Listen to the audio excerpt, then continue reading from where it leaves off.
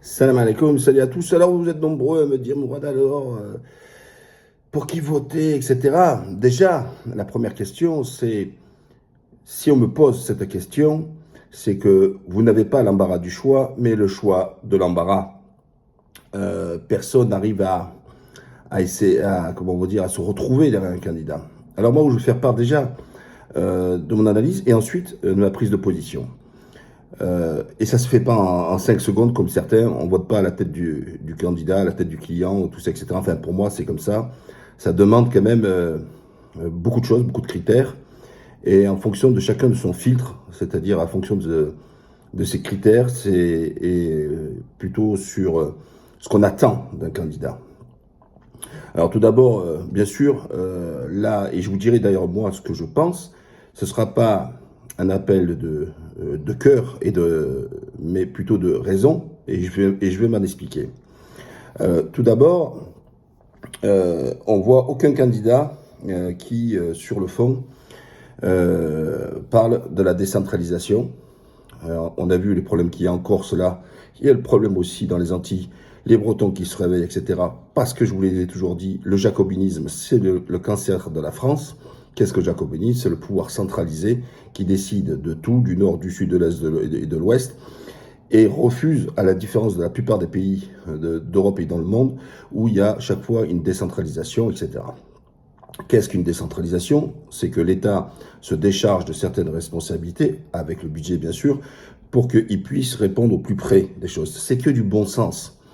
Et là, regardez avec l'affaire de la société américaine, où Macron a payé sur 5 ans 1 milliard d'euros. Et cette même société qui a gratté 5 euros d'APL, qui a dit à Macron ce qu'il fallait faire pour économiser 700 millions d'euros. Et en plus, cette entreprise qui ne paye pas. Donc en fait, quand vous voyez Macron, il n'a pas d'idée, il n'a pas de vision, il n'a pas de projection, comme beaucoup d'ailleurs. Hein. Et parce que quand on en est rendu à demander à une société étrangère qui, au demeurant, on ne sait même pas, avec toutes les informations aux États-Unis pour l'espionnage, de savoir les dessous de la France, lui demander qu'est-ce qu'il faut faire et comment gouverner. Non, en principe, la politique, c'est... Et c'est pour ça que les Français ne s'y retrouvent plus. J'ai une doctrine, j'ai parfois une idéologie, hein, le marxisme c'est une idéologie, le libéralisme c'est une idéologie, etc.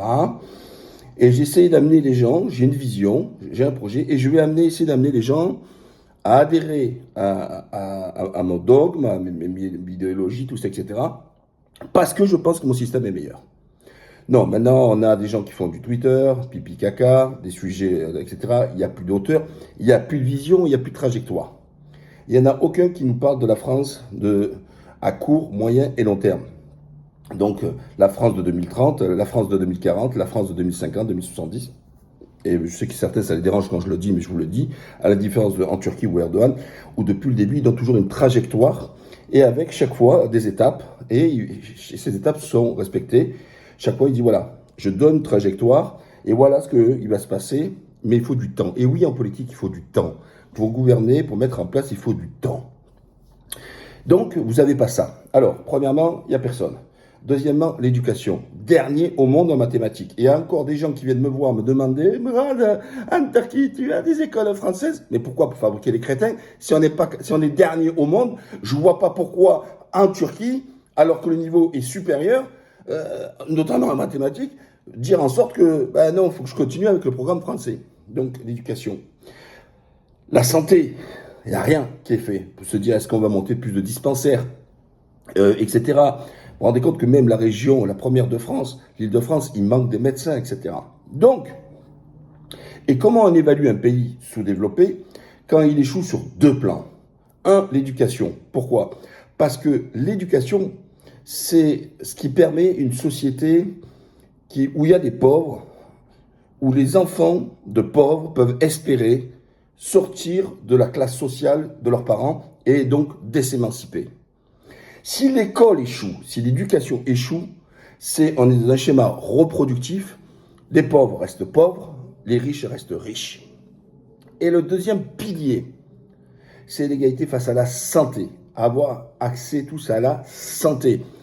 Parce que c'est primordial la santé pour pouvoir justement travailler, pour pouvoir s'épanouir, etc. Si un pays n'a pas ces deux choses. Il est sous-développé, il est dans un état catastrophique, et c'est le cas de la France, je vous le dis, je vous l'affirme. Ensuite, j'ai pas entendu les gens, la justice. On a un budget de la justice le plus faible d'Europe. J'ai encore sollicité pour... Enfin, j'ai donné congé à un locataire là, sur les apparts qui me restent, et il ne veut pas partir, donc je suis passé par le tribunal. Ça fait 2 mois que le jugement est sorti, et 2 mois que la greffière n'a pas écrit encore le jugement. Est-ce que c'est acceptable? Entre le moment où vous saisissez la justice et au moment où elle finit, vous pouvez avoir des fois 7, 8, 9, 10 ans. C'est inadmissible. Je ne vous parle même pas des divorces qui durent des plombes, etc. Et ça, il n'y a pas plus injuste quand on a un système de justice qui ne fonctionne pas. On ne va pas revenir sur les prisons surpeuplées, la France condamnée plusieurs fois par l'Union européenne, etc. Alors que ça fait ça fait des années qu'on sait qu'il en manque. Mais et vous savez, gouverner, c'est prévoir. Et là, il ne prévoit rien. Donc ouais, c'est toujours la petite semaine. Alors il faut réparer ce qui doit décider d'être réparé, et puis construire pour avoir plus de place. Parce qu'on a une société qui est de plus en plus criminogène et délictuelle. Alors, donc voilà, et bien sûr, le pouvoir d'achat et le logement. J'ai écrit un livre sur le logement en 2005. Et je peux dire avec des propositions équitables, équilibrées, pour le locataire, pour le propriétaire, tout ça. D'ailleurs, c'était propriétaire, locataire, même combat. Vous voyez, avec une photographie de la situation exacte et ensuite le chemin à prendre. Rien n'a été fait. Il manque encore 2 millions de logements. Il fallait, pour récupérer seulement le retard, construire plus de 800 000 par an. On en est à peine à 275 000 constructions. Donc ça veut dire que le logement va s'accentuer la pénurie. Et la pénurie crée deux choses. Elle crée l'augmentation et l'inflation des prix. Et la deuxième chose, elle exclut de plus en plus des gens à l'accès locatif avec des prix, c'est normal, qui augmentent. Parce que les gens veulent toujours dire, ouais, mais tu as compte mon salaire, là, je peux pas le loyer. Ouais, mais quand le gaz augmente, quand là, le blé augmente, quand tout ça augmente, tu fermes ta gueule et tu payes. Voilà, ben, le logement, eh ben, il a son propre critère. Et le logement, c'est quoi? C'est le prix de la valeur du bien, et la location, elle suit cette courbe, d'accord? Voilà. Donc pour les autres, vous jouez les fatalistes, et pour les propriétaires privés, en gros, ils doivent faire, ils se substituent à l'État. Non, c'est à l'État à faire en sorte ou de vous filer un logement ou vous filer des APL. Voilà. Mais il n'appartient pas aux propriétaires d'être, comment vous dire, l'abbé Pierre. Logement, truc. Et oui, comment on peut faire? Là, ils ont trouvé 100 000 places d'hébergement pour les Ukrainiens. Il y a 300 000 SDF. Lui, Macron s'est engagé à zéro. Il y a eu zéro. Il y a pas eu de, ça n'a pas été réglé. Voilà. Donc voilà, en gros, ce que je voulais vous dire. Le pouvoir d'achat, bien sûr. Et pour moi, ce qui est important, c'est arrêter d'un côté les salauds de riches et de l'autre côté les salauds de pauvres. Non, quand on veut gouverner un pays, eh ben on gouverne. On a besoin de travailler, de faire en sorte de travailler en direction des pauvres et des riches. Donc, vous l'avez bien compris, que les candidats tout anticapitalistes, là, Poutou, Matou, compagnie, rien à foutre, dégage. Parce que ce que ne savent pas ces gens-là défendent ce qu'on appelle une économie administrée et qui a prouvé de son impuissance. C'est ce qui s'est passé dans l'URSS, c'est ce qui passait à Cuba, etc. Où en gros, tout le monde est payé de la même manière. Le gars qui est bac plus 45 ou la femme de mère, c'est le même prix. Et toujours vers le bas, hein, c'est jamais vers le haut, hein, bien sûr. Hein. Et donc, voilà. Et maintenant, je vais vous passer, moi, mon critère et comment je réagis. Alors, première chose, chaque individu réagit, comme je vous l'ai dit, en fonction de son prisme. Moi, personnellement, la première des règles, elle est identitaire. Je suis de confession musulmane, je défends des valeurs conservatrices, et donc, c'est le premier critère. Si la personne, c'est pour ça que quand j'étais au RPR, à l'UMP, même candidat à la présidence de l'UMP face à Juppé, quand Sarkozy en 2007 a parlé, et la politique, il faut faire du compromis. Certains ne comprennent pas ça, vous voyez? Non, ben oui, c'est le compromis. La limite, c'est la compromission. Or, sauf que pour les gens, le compromis, c'est déjà la compromission. On ne peut pas être d'accord sur tout. Donc, on partage. Comme quand vous me suivez, il y a des choses, tiens, je suis d'accord avec toi, et d'autres, je ne suis pas d'accord. Mais l'essentiel, c'est d'être sur l'ensemble d'accord, ensemble. Donc, moi, quiconque se manque sur une partie de mon unité, ce qui est normal, je ne vais pas applaudir un mec et soutenir un mec qui me crache à la figure. C'est qu'il ne se comporte pas. Hélas, avant, on pouvait ne pas avoir ce type de critères, mais hélas, on est obligé de l'avoir parce que c'est la course à l'échalote à celui qui va cracher le plus sur les musulmans pour essayer de flatter les plus bas instincts. Donc, qui s'est manqué? Eh bien, la plupart se sont manqués. Même Jadot chez les Verts, qui avait dit ouais, traité d'islamiste quand il y avait eu la marche contre l'islamophobie, hein, on sait dans quel camp. Poutou-Matou, qui a toujours été contre les femmes voilées, parce que c'est la doctrine hein, de l'extrême gauche, c'est l'athéisme, d'accord. Ils disent que c'est l'annihilation de l'homme. Ouais, il faut connaître leur doctrine. Hein. Même Mélenchon, tout le monde sont là, Mélenchon. Mais Mélenchon, quand à l'époque j'étais chroniqueur radio à Beurre FM, on le mettait dans le générique. Quand quelqu'un était habillé à Camille, il s'est dit, oh alors, tu t'imagines, tu t'habilles comme un Afghan, tu trouves ça normal, etc. Alors, la seule chose que je peux dire sur Mélenchon, j'allais dire entre deux guillemets de positif, il déteste toutes les religions. Voilà. Vous voyez. Donc lui, c'est idéologique, c'est ancré en lui, etc. Il déteste toutes les religions. Et qui, à ce jour, entre guillemets, certains disent qu'ils défendent les musulmans ou dénoncent l'islamophobie, mais à la base, il déteste toutes les religions. Et son programme sociétal, moi en tant que musulman, j'y adhère pas. On a la PMA, il veut la GPA. Et il va aller le plus loin possible. Parce que il n'a pas de limite. Parce qu'il n'est pas dans une idéologie. Moi, j'assume, comme beaucoup dans le monde, ils sont imprégnés d'une idéologie. Un dogme. Donc quand je suis musulman, je suis contre, bien sûr, tous ces trucs-là. Ce qu'ils appellent le progrès, pour moi, j'appelle ça la régression. Quand ils appellent ça, eux, que c'est épouser son temps, pour moi, c'est au contraire, c'est détruire notre civilisation. Je ne dis pas que j'ai raison, je dis que c'est ma vérité. Donc, mélange le truc, laisse tomber. Après, sur le plan économique, désolé, alors je suis d'accord quand il faut redistribuer, mais il ne faut pas dire salaud de riche et les couper en deux. Donc, vous voyez, il y a un juste milieu. Il y a tout. Ouais, c'est trop tranchant. Alors, Pécresse, elle a gagné face à Ciotti, mais pour reprendre du Ciotti et faire la campagne. Au revoir, dégage, tu dégages. Voilà. Même s'il y avait des mesures assez intéressantes en matière économique, je trouvais, tout ça, etc. Mais elle a voulu faire son beurre, elle aussi. Elle a voulu jouer le grand remplacement. Ah ben écoute, tu remplaceras pas Macron, tu resteras à la maison. Et puis, on avance, et puis on se dit, maintenant, à droite, il y a pratiquement que de l'extrême droite. Et pourtant, je suis de droite, vous voyez hein, et je vais expliquer pourquoi aussi. Donc, je suis de droite, parce que quand je me présente en 2002 à la présidence de l'UMP, tous les journalistes et tous les gens, alors je ne vous parle pas déjà en 95, quand je faisais partie de la campagne de Chirac, on me traitait d'Harki et tout ça, parce que je tenais Chirac. Hein. Et maintenant, les mêmes qui m'ont craché dessus, ils disaient, ah ouais, Chirac était bien. Hein. Ah ben ouais, ben ouais. Donc ça prouve bien que vous ne comprenez rien, vous êtes tous de la naïveté.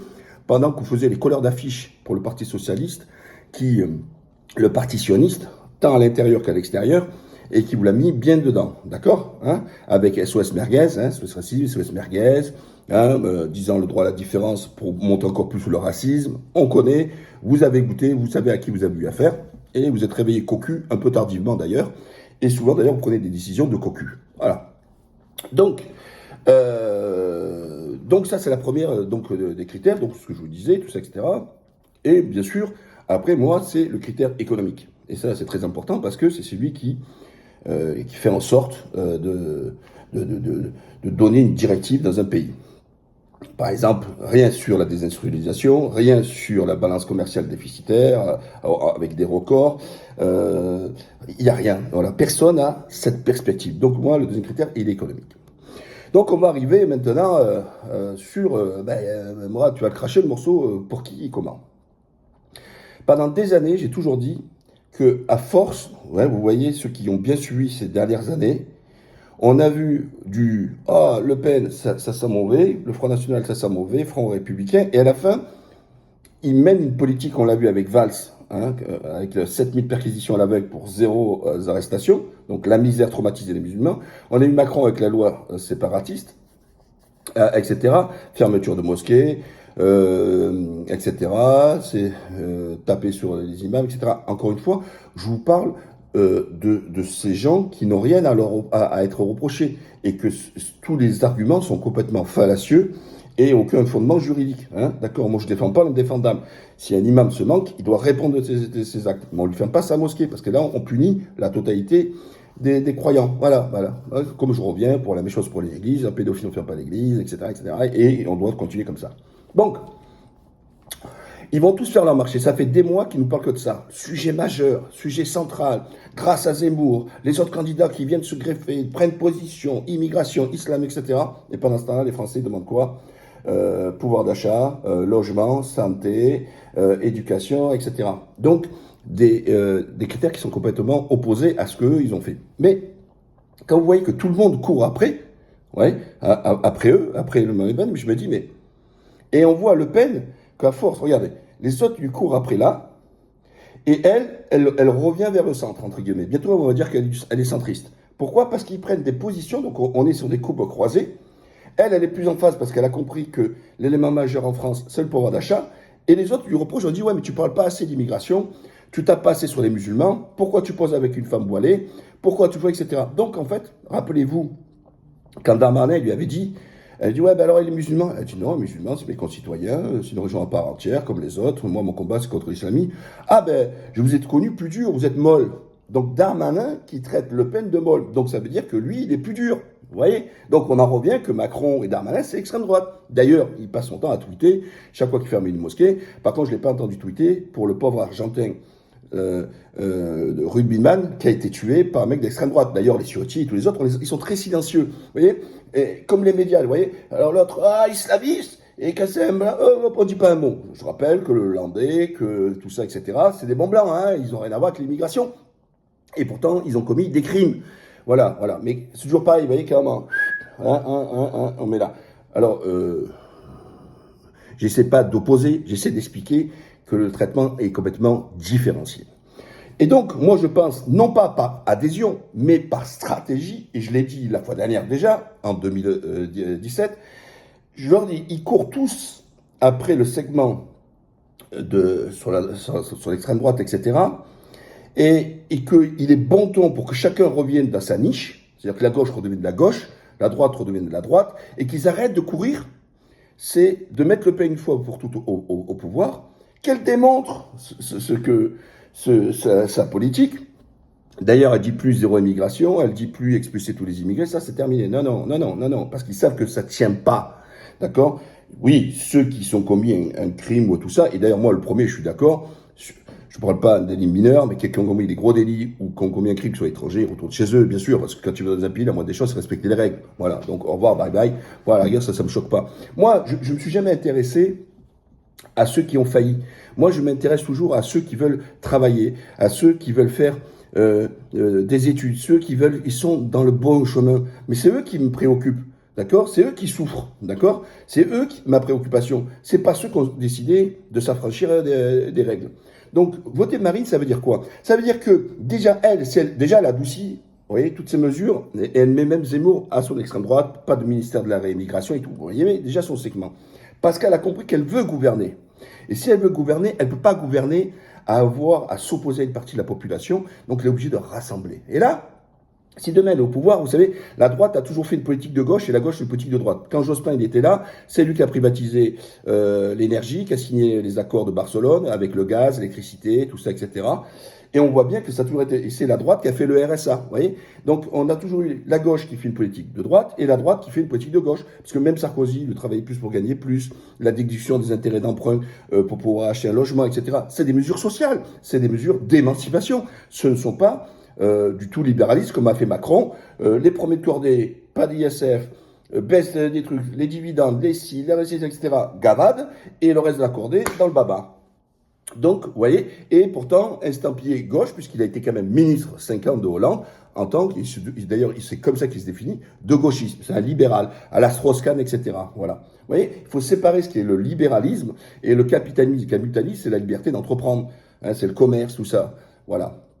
Et d'ailleurs, j'en profite pour vous dire, en tant que musulman, on est capitaliste, parce que l'islam est capitaliste, d'accord? S'il n'y avait pas eu le business, l'islam ne serait pas répandu comme ça dans le monde, et c'était à travers les commerçants et pas à travers les fonctionnaires. Eh oui, voilà, tu de le rappeler.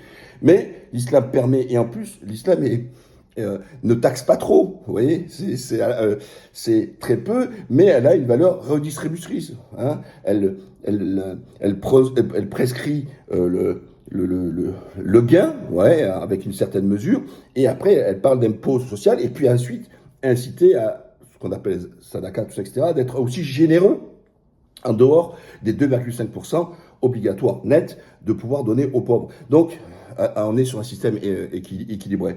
Et donc tous ceux qui viennent se perdre, là, à nous dire, ah, mais là, je suis la gauche, vous entendez le mot social, tout ça, etc. En fait, venez pas revendiquer votre identité musulmane, c'est faux. Vous êtes des assistés, et en fait, ce que vous voulez, c'est l'oseille gratos. Et en fait, celui qui va vous dire, reste à la maison, tiens, tu prends des aides, tu vas manger, etc. Mais ils veulent pas votre bien. Quand on fait du social, c'est prendre la personne et l'émanciper, c'est l'élever, d'accord? Voilà, si vous êtes en bonne santé, bismillah, voilà, ce qu'il faut, c'est travailler et que votre salaire vous permette de vivre correctement, pouvoir vous loger, vous nourrir, vous transporter et surtout et prendre des loisirs. Voilà, le vrai combat, il est sur le salaire. Le vrai combat, c'est accès au travail. Hein, c'est pas se dire les aides, les aides, les aides, les aides, les aides. Ça, s'ils veulent rien, excusez-moi, ils veulent rien branler. Revenir à la mère Le Pen. Donc, déjà, elle arrive, elle adoucit son truc, elle est au pouvoir, elle sait qu'il y a des observateurs de partout, prêts à bondir, à s'observer, hein, parce que c'est ce qu'ils appellent eux anti-républicains, mais eux, ils sont républicains avec leurs lois séparatistes. Hein, bref. Et deuxièmement, il y a des traités européens, la Convention européenne des droits de l'homme, la Cour de justice européenne, et c'est le pilier majeur de l'Union européenne. Et elle n'a pas dit qu'elle sortait de l'Europe. Elle voulait modifier le système européen, mais à partir du moment où la France s'affranchit du respect de la Charte des droits de l'homme, elle sort automatiquement de l'Union européenne. Ils ne peuvent pas la garder. La Pologne et la Hongrie ont fait des lois qu'ils ont considérées comme liberticide ou anti-homosexuel, ou etc. Bababoum, la sanction est rentrée directe et en plus, ça ne pas bénéficier du budget de l'Europe et tout ça. Donc je ne vais pas rentrer trop dans la technicité, mais comprenez bien que c'est un organe aussi de contrôle et de sanction. L'Italie qui a voulu à un moment donné dire voilà, l'Europe va te faire foutre sur le budget, alors que c'est l'Europe qui valide les budgets. Voilà, ils ont mis 2 coups de pression, 5 étoiles, pas 5 étoiles. Ils sont rentrés dans le rang et puis ils ont adopté ce que l'Europe leur a demandé. Vous voyez? Donc, voilà. Hein. Et puis, dans une campagne, il y a toujours une part de fumisterie, il y a toujours une part d'exagération pour essayer de capter des voix. Donc, la mère Le Pen sera sur le plan européen, tout ça, etc. Surveillée. Donc, et puis, quand vous êtes français, et quand ou alors même vous êtes étranger et que vous êtes un honnête citoyen, vous risquez rien. Voilà, elle ne pourra rien faire. Hein. Donc ça aussi, il faut arrêter, parce que les gens vous jouent sur la peur, d'accord, là-dessus. Vous êtes français à part entière, je parle pour les musulmans là-dessus, donc aucun risque. Et là, si elle est au pouvoir, elle démontrera si son idéologie, son programme, etc., ben, il manque des résultats, voilà. Et puis, ça va obliger la gauche à redevenir la gauche, la droite à la droite. Donc, parce que si elle passe pas, ils vont encore surenchérir, parce qu'on aura celui qui aura gagné, qui sera obligé d'aller encore plus loin sur le plan libertaire. Et en général, ce qui tape, c'est sur les musulmans, hein, on l'a compris, hein, comme Valls et Darmanin, je vous le rappelle encore, et que ça montait crescendo. Et ça va monter, parce que, toujours peur, oui, il faut courir après l'extrême droite. Donc si une fois pour toutes, tu le mets, ben, les mecs, qu'est-ce qu'ils vont faire? Ben, ils vont essayer au contraire de prendre non pas position dans les partis qu'ils appellent d'extrême droite, mais dans une position d'opposition à ça. Et là, ils vont jouer les humanistes, ils vont mentir. Hein. Oui, c'est honteux, c'est inadmissible, la lou, la. Donc voilà ce que je pense. Ce n'est pas un vote d'adhésion, je le répète, c'est un vote de stratégie et de technique. Et arrêtez d'avoir peur. Moi, ce qui m'a fait peur, c'est quand Valls, il perquisitionnait à l'aveugle. Ce qui me fait peur, c'est quand Darmanin, il fait de façon arbitraire, il ferme des écoles, il ferme des mosquées, il fait virer des imams et tout ça, etc. Ça me choque, vous voyez, vous comprenez? Donc arrêtez de tomber dans ce piège de la peur. Et moi, personnellement, je vous le dis encore, c'est un choix stratégique de raison et d'analyse politique. Maintenant, les gens vont dire, ouais, mais est-ce que tu penses qu'elle gagne? Ça, c'est un autre critère, parce qu'il y a des gens qui votent non pas pour des idées ou pour une stratégie, ils votent pour gagner. Ben, écoute, va jouer au loto sportif quand c'est comme ça. Non. Et les sondages sont bidonnés. Et moi, je vous dis, elle peut gagner. Elle peut gagner. Et il faut qu'elle gagne. Il faut qu'elle gagne. Parce que 5 ans de Macron, c'est 5 ans de Darmanin en plus, et ils vont surenchérir, parce qu'ils n'arrêtent pas. Et je rappelle que la charte de la honte qu'ils ont imposée, et maintenant, ils veulent créer, parce que là, ils sont en train de le mettre en place, la soi-disant nouveau CFCM, merguez, avec les imams homosexuels, femmes, tout ça. Ils vont tout vous imposer, voilà, parce qu'ils vous parlent de laïcité, mais eux, ils la violent, la piétinent tous les jours en venant s'occuper de la religion. Ce n'est pas le rôle de l'État, dans l'État de la laïcité, de s'occuper de la religion. C'est aux religieux de se démerder entre eux, voilà. Voilà ce que je voulais vous dire, moi, c'est ma prise de position. etc. Encore une fois, et c'est important de vous le dire, il n'y a personne à mes yeux qui trouve grâce, hein, parce que je sais qu'il n'y a pas de projet, etc. Il n'y a pas de vision, etc. Et qu'à un moment donné, alors ceux qui disent, je vois beaucoup d'associations, notamment musulmanes et autres, qui ont allé faire la promo de Mélenchon. Mais comme d'habitude, vous êtes des colleurs d'affiches, vous êtes des remplisseurs de salles. Vous voyez, moi, ce que j'admire sur le CRIF, ils font des règles, et ils vont voir les candidats, ils disent, oh, est-ce que tu vas signer ça, ou tu vas, etc. Et il n'y a pas plus catégoriel comme élection. Les associations des escargots, ils écrivent, qu'est-ce que vous allez faire pour les escargots? L'association qui veut faire pousser, je sais pas moi, du pissenlit, ils vont écrire, cher candidat, qu'est-ce que tu comptes te faire? Et en fonction de ce que tu me dis, je le vois. Et vous, colleur d'affiches. Vous faites tout, la ribambelle et tout ça, etc. Et vous négociez rien. Négociez dans ces cas. Si vous avez choisi votre Mélenchon comme un certain, comme d'habitude, hein, vous êtes enfermé avec votre... Qu'est-ce que vous avez négocié? Qu'est-ce que vous avez négocié? Et je vais vous attendre après, quand lui va faire donc la GPA et compagnie, là, il va attaquer fort là-dessus dans son libéral. Qu'est-ce que vous allez faire? Vous allez dire bravo Mélenchon? Oui, mais au moins il ne vous attaque pas. Mais il ne vous attaque pas aujourd'hui, mais hier il vous attaquait. Et je vous le dis encore. Donc, en fait, vous, le dernier qui vous a dit je t'aime, parce que vous réagissez à l'affection et pas à la raison, oui, et on n'est pas là pour aimer. Moi, je veux dire, la politique, c'est froid, c'est comme le business. Moi, je suis pas là pour aimer un candidat, je n'ai rien à péter, je suis pas là. J'aime ma femme, j'aime mes enfants, j'aime mes amis, mais la politique, c'est froid. Je suis pas là pour aimer, je suis là pour analyser. Est-ce que je m'y retrouve dans ce candidat? Vous voyez, et je vous disais tout à l'heure le critère. Est-ce que je me retrouve sur les valeurs sociétales, sur les valeurs économiques, sur les valeurs d'éducation, sur les valeurs de justice, etc. C'est ça. Vous voyez, il faut avoir des critères objectifs et pas affectifs. Et puis, c'est comme un employé, je lui demande pas, moi, je cherche pas à les aimer, je cherche tout simplement qu'ils fassent leur boulot. Voilà, point barre. Voilà. Arrêtez de mettre de l'affect de partout. Mettez de l'affect dans votre intimité. Mais en politique, il n'y a pas d'affect. C'est que de la raison. Et il faut avoir une tête froide. Allez, n'oubliez pas, partagez, likez ce que vous voulez. Et encore une fois, moi je parle de stratégie et je ne vous parle pas d'adhésion. Et croyez-moi, la mère Le Pen au pouvoir, ce ne sera pas un danger. Le danger, c'est ceux qui prendront le pouvoir, qui vont courir après Zemmour. Parce que Zemmour est parti encore plus loin et ils vont courir après lui. À la prochaine, salam alaikum.